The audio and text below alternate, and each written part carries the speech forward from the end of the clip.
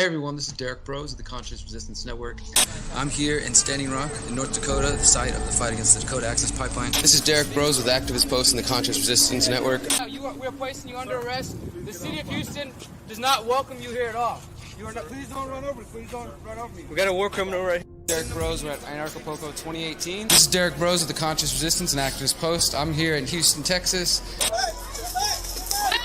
the fuck? What's the reasoning?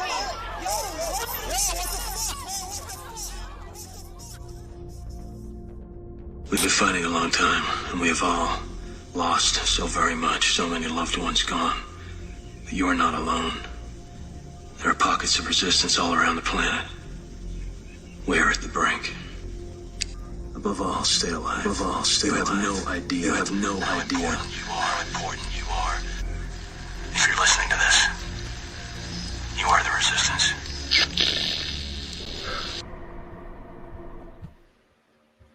Hey everyone, this is Derrick Broze of the Conscious Resistance Network, and today I'm talking with you guys about an important topic. This is an update on an ongoing investigation that I've been doing lately, sort of working on exploring where fusion centers have gone since 9/11. We'll talk a little bit about what fusion centers are for those who don't know about that. And you might have heard about this topic already yesterday because my fellow contributor to the Conscious Resistance, John Bush, he did a longer version of this, which you can find on our website and our YouTube channel and everywhere else if you want to see that. Today, though, I'm going to be doing a shorter version talking about fusion centers, the new information that has come out from the Blue Leaks documents, including a document that has my name in it and has a mention of one of my videos and talks about freedom cells, which, as you guys know, is one of my favorite topics and one of the solutions I believe in.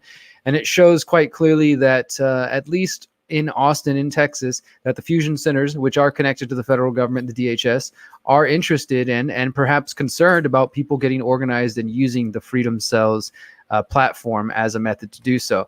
But before we get into all that, I want to remind you guys to bookmark my website, which is theconsciousresistance.com. This is the place you can find all of my content. You can download my books for free.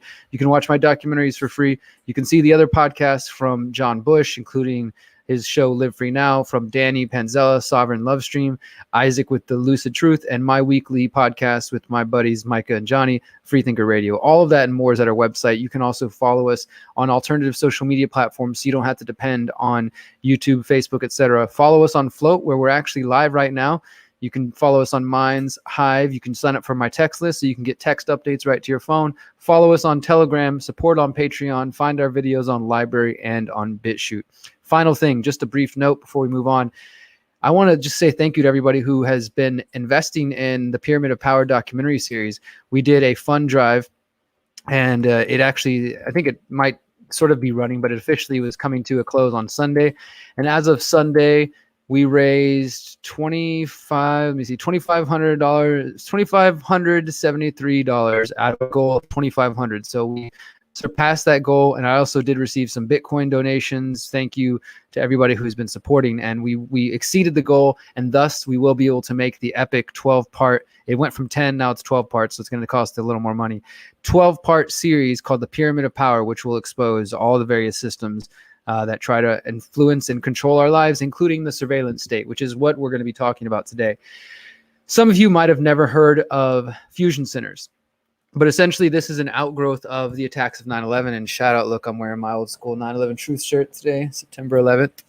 Question September 11th for those of you who don't. And because of 9/11 and because of, much like coronavirus, where there is a 24/7 excuse to do anything. Well, 9/11 terrorists. Okay, well, we don't mind if you take our rights. Well, we don't mind if you spy on us. We don't mind if you issue national security letters or develop fusion centers and completely erase the separation between federal and state and local governments. Fusion centers are essentially data collection centers. There's 48 of them that we know around the United States, as well as smaller data collection centers that were created after 9/11, because we are told that the people in the U.S. government during the Bush administration had no idea that 9/11 could have possibly happened. They were just totally in the dark and ignorant. There was no warnings about that. And they say, well, it's because the federal agencies weren't communicating good enough and the local agencies weren't communicating enough. If we just had better communication and less bureaucracy, less red tape blocking us from communicating, that pesky old Constitution, well, then we could have prevented this. We could have better dialogue and communication and stop terrorists. That was the whole sort of argument for the creation of the fusion centers. And basically, now it's gone unchecked since 9/11, since the aftermath of 9/11, the creation of fusion centers. Here we are, 2020. And that leads us up now to the topic of today's story, which is my most recent article for The Last American Vagabond, titled Blue Leaks, hashtag Blue Leaks, which is the Blue Leaks is the name of the hack of hundreds of police departments and fusion centers around the United States.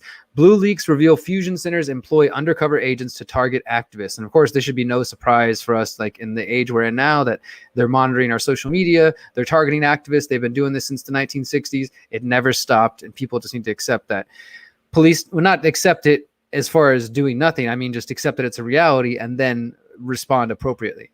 Police documents released as part of the Blue Leaks hack detail how law enforcement is tracking activists via social media while empowering private citizens as, quote, threat liaison officers, this is probably, I think, the craziest part of this whole story as we're going to get into this. And this is on the front page of The Last American Vagabond, if you guys want to go read it for yourself.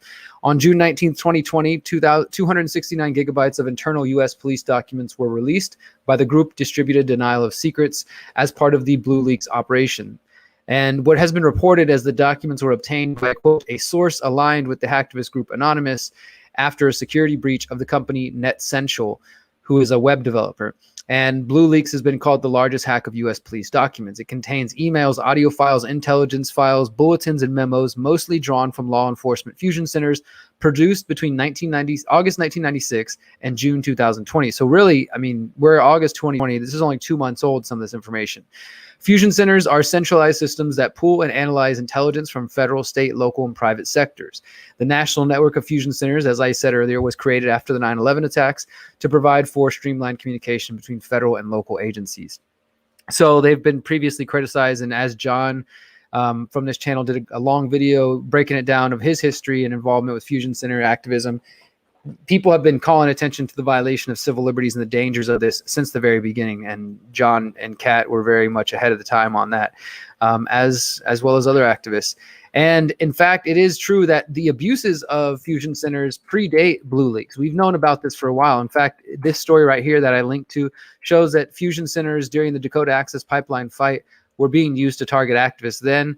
And then, of course, most infamously in 2009, it was revealed that the Missouri Information Analysis Center, or MIAC, what became known as the MIAC report, was targeting supporters of third-party candidates, Ron Paul supporters, anti-abortion activists, and, of course, conspiracy theorists that it said could be potential domestic extremists or domestic terrorists.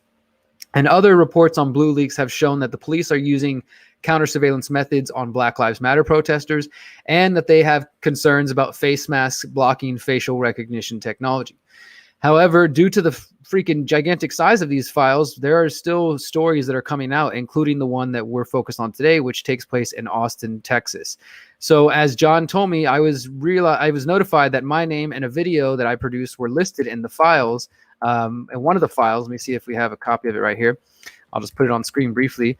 And this is the report of a TLO, which is, again, is a threat liaison officer, and communicating with an APD Austin Police Department officer.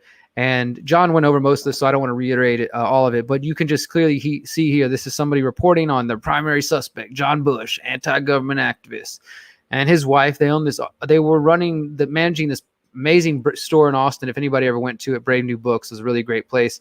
And of course, they say it's a venue for public speakers whose topics are related to anything along the anarchist's mindset. And they're very active in their own circles. And what I guess started the whole report is he says that, actually, I don't think I'm showing you guys that on screen. Let me make sure I'm showing it to you. Sorry, 1 second. Make sure I'm showing you the document. He said, though, that John went and posted something on social media. So then another example of what you post on social media on Facebook is getting their attention. John Bush posted the following: what if instead of standing by and filming, organized groups of freedom fighters rushed the police, subdued them, and expelled them from their communities? Freedom cells are an answer to police brutality. This was in 2016 as well. So this is June 2016. This just shows you how long we've been promoting this freedom cells concept, and that they were paying attention way back then.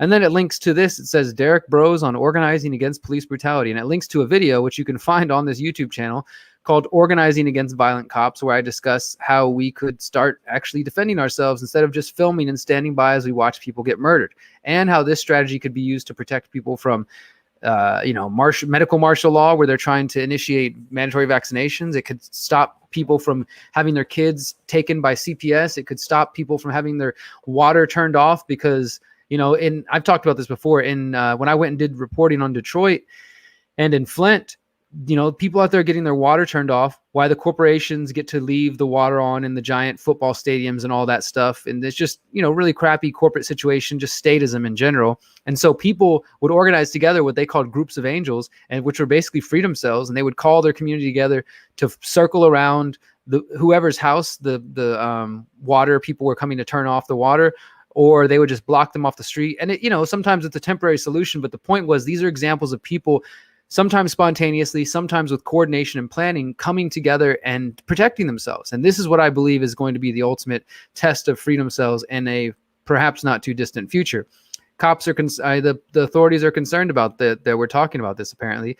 And it says, join us Wednesday the 19th at Brave New Books. And it's links to an event that I will post for you guys right here, which we did back then in 2016. That was the whole reason that they decided to start paying attention. And you can see this: freedom cells, an introduction to and a call to organize. So we've been talking about freedom cells since 2016. We're just trying to get activists to be organized and to think about how we're going to protect ourselves and defend ourselves. And John posts about it and says, what if we just stopped sitting by and doing nothing? We actually protect and defend ourselves. What would happen then? And there's a link to the freedom cells. There's a link to the video I did. And I understand that that's controversial to some people, even just talking about protecting ourselves from violent thugs, whether they have shiny badges or government names and titles or not. The point is, if somebody's violent and initiating violence against you or your family, you have the right, God-given, natural, constitutional, whatever you want to say, the right to protect and defend yourselves. So as I've already kind of mentioned here, the report was from a threat liaison officer, and it goes over that, talks about freedom cells. It links to my video, how to organize against violent cops. And I also talk about how this is not the first time that I've been notified that I was under surveillance since I started my activism career, if you want to call it that. Back in 2012, I was notified 2 different times by undercover, well, I don't want to say undercover, but by anonymous sources within the Houston Police Department, that I was being targeted, and that the activist group that I started, the Houston Freethinkers, that's where this article here is coming from, the HoustonFreethinkers.com. I originally published this in April 2013, and I updated it in 2014. And I was speaking to an officer who spoke on the condition of anonymity, said that the HPD had held at least 1 training session discussing local activists, including the Houston Freethinkers. And he says, I've seen the intel they have on HFT. It's very scary. You'd think that they were a violent organization. I've been forced to watch videos they have on them, having to keep my mouth shut. I totally support HFT. I sent an email trying to warn them of the intel being gathered, but never received a response. And he goes on says that they may very well be aware of what I told them, but if not, they need to know we were shown videos in a class at HPD, Houston Freethinkers videos posted on YouTube. The instructor was able to name each and every leader of HFT. The thing is, there were and are no leaders. It's just, they don't understand that.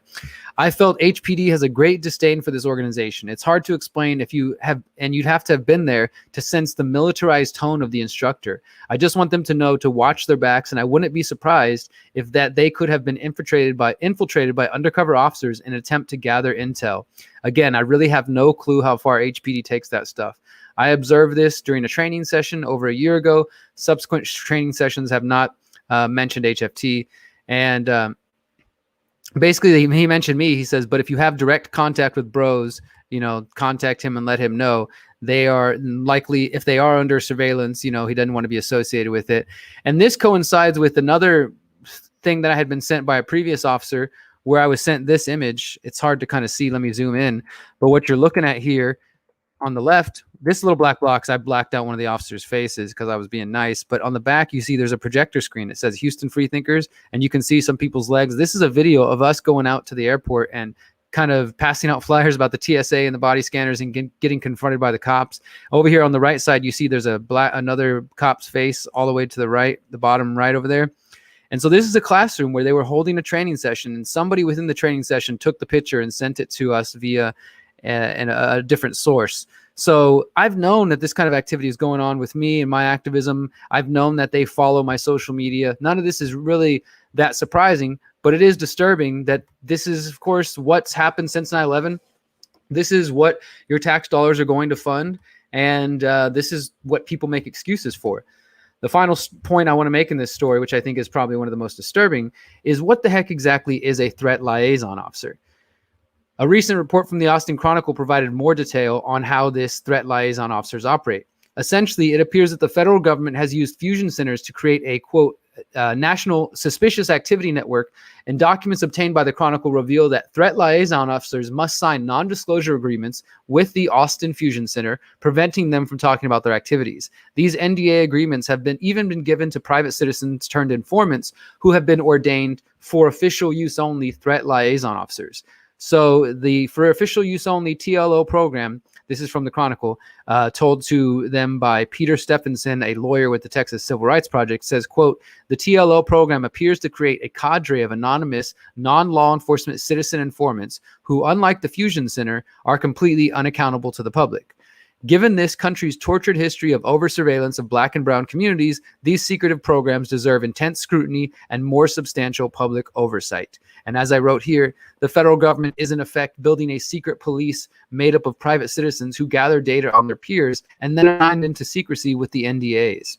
The Austin Chronicle provided further detail, writing, quote, the leaked documents include submission forms threat liaison officers use to make the reports. At the top of the forms are boxes checked indicating the type of activity being reported.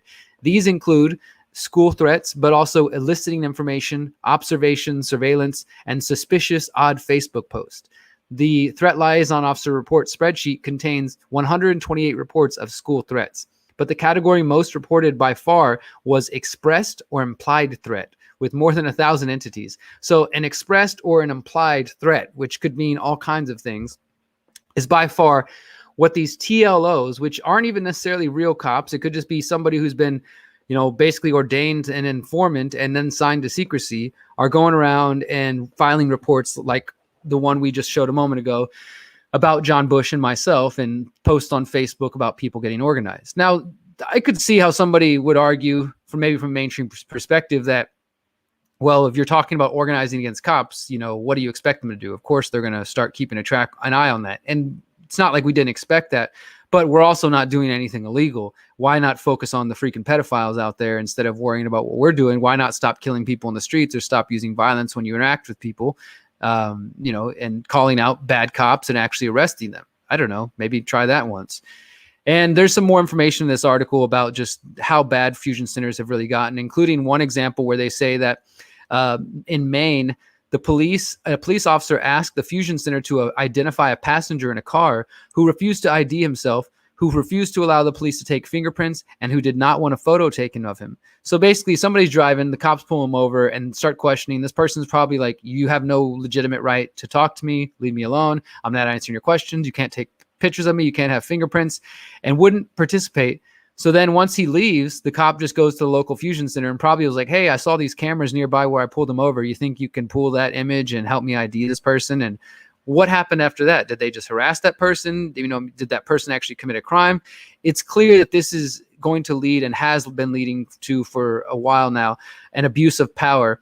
And it's these little kind of minority report type rooms where it's just filled with computer monitors and cameras and feeds from all different cities. And as we move into the fourth industrial revolution, the Internet of Things, 5G, the Internet of Humans, as the World Economic Forum is calling it now, all of these things, surveillance is going to become more prevalent and also less obvious, because you're not going to realize that your smart fridge, your smart light, smart street lights, smart cars, and all these things are listening all the time and recording. And if you do know, it might start changing the way you live, might start changing your behavior, as surveillance has been shown to do, that we start modifying our behavior out of fear. And this is exactly what we saw, of course, in the classic 1984, where Orwell said that you never really knew if they were listening to you or if the telescreen was watching you. It was just sort of assumed that you were always being listened to, that you were always being surveyed and monitored.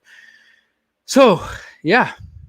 That's kind of what we're here. That's just, please go check out my article. It's at The Last American Vagabond. Of course, thank you to John for all the work you've done over the years. And I guess it's being listed in these types of documents is more, I would say, a testament to the work that him and myself and plenty of others have been putting time in. I don't want to sit here like, oh yeah, I've like made it to the watch list, because it is kind of scary. It's really freaky to actually imagine, to realize that this is the country, whether you're in the United States or any of the Five Eyes nations, Australia, New Zealand, UK, most of the EU, you probably have similar things going on. It might not be as extreme as in the United States, but there are dozens of different lists. There's no-fly lists. There's all kinds of different lists. There's threat assessments. So without a doubt, just by probably, I hate to say it, especially if you're a normie who thinks that, you're not doing anything wrong, and you're not, just by watching this stream, you probably are at the very least being placed into another subcategory where they need to keep an eye on you, or just, make the algorithm scan your profiles and see if there's any cause for concern and things of like that. Because it's very real. It's real life that's going on. But I'm going to leave it there for now. I've got another report coming tomorrow that's going to be about, as Clint Richardson is pointing out, the extreme martial law and police state that is being shown in Australia and New Zealand. We're going to cover a bunch of really scary stories, and we're going to go through that and show how, yes, this could happen in the United States, and it probably will, because people are not pushing back. But we'll also talk about one of the common threads with Australia and New Zealand, and maybe how they were able to get into the position they are. But until then, we're going to continue on and just examining the news, examining the information that's going on in the world, trying to dissect it, trying to get many of you to think about solutions, because there are solutions to the world we're dealing with. For example, the whole reason this report was filed on me and John is because we were talking about solutions. We're talking about freedom cells. We're talking about people opting out of these systems, decentralized organizing, coming together and as free people and as individuals and as a community, and opting out and finding a way to build a better system. And that is what they fear more than anything. They fear that we will get organized, and they fear that we will opt out of their grid and not need them anymore. So remember that. And please visit freedomcells.org to learn more about that. Join the website, connect with other people. And until next time, my friends, I hope you have a good evening. Remember, you are powerful, you are beautiful, and you are free. Peace.